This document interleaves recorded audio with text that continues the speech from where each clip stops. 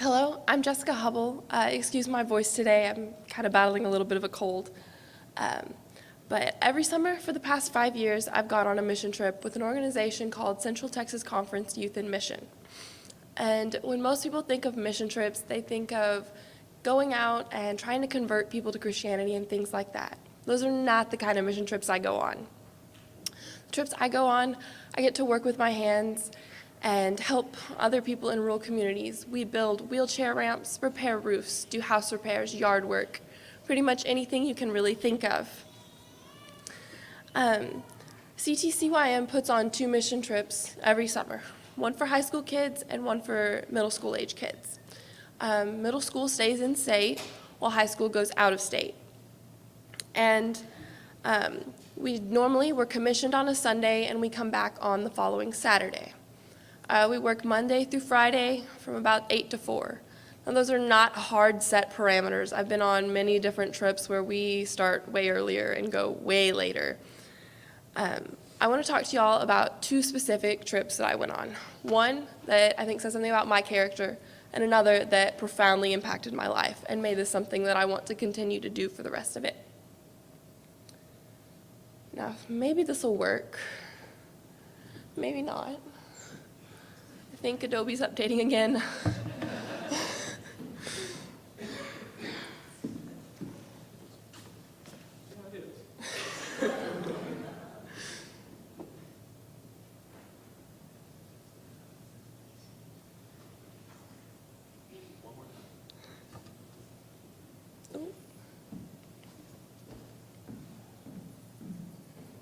Okay. Now, this trip I went on the summer before my junior year.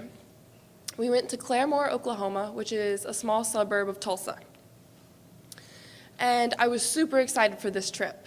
It was my 4th trip. I had gotten a new set of tools that I'd asked for my birthday. This is something that I absolutely love to do, and I get excited every time I get to go. What I didn't know is I would be facing one of my biggest fears. A lot of y'all are going to find this very ironic, considering standing here today, I'm 6'2". I'm deathly afraid of heights. Hate them completely. Walking up the stairs to roller coasters, looking over balconies, like my legs shake, I get really nervous, heart starts beating. It's not a good thing. So obviously when I found out I was going to be working on top of a roof, my stomach dropped and I got really scared. But I was like, no, I can't be upset, I can't be scared, I have to get on this roof to help these people. I'm not going to chicken out on this. And I didn't tell my team that I was scared either, that I didn't like heights. So we get in the van, we load up, and we go to our work site. And I find out that I will be working on this very steep roof. One step and I'm toast. And take a couple deep breaths, try to calm myself. I'm like, okay, it's gonna be okay. We get the ladder out and we start going up to assess what we have to work on. And I was one of the first ones up the ladder. And after a couple of hours, if my family and friends had saw me, they wouldn't have known who I was. I was all over that roof. I was not scared at all. Now, as you can see, this roof is really steep, and there's several different cutbacks that we had to work on. It was incredibly difficult. We peeled back about 3 to 4 different layers of old shingles, several spots that when we stepped on them, we were very afraid we were going to fall through. And it took us working overtime pretty much every day to finish this roof. By the last day, we had 3 different work teams there helping us.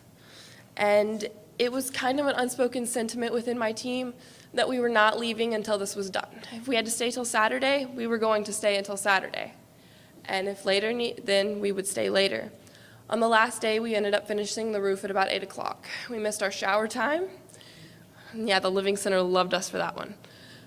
Missed dinner, and we got the roof done though, and that's what really mattered to all of us. Now, the next mission trip I want to tell y'all about was to Abbeville, Louisiana, which is about 150 miles west of New Orleans.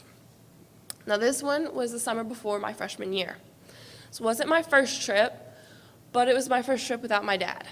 And my dad works in construction, owns his own business, and is very knowledgeable about all these things. And he's a very calming factor to me because I know that anything I need help with, I could go to him. But because of work that year, he was not able to go. So I was a little bit nervous because of that. Now, that year, I worked on a ramp for a 65-year-old woman with spina bifida.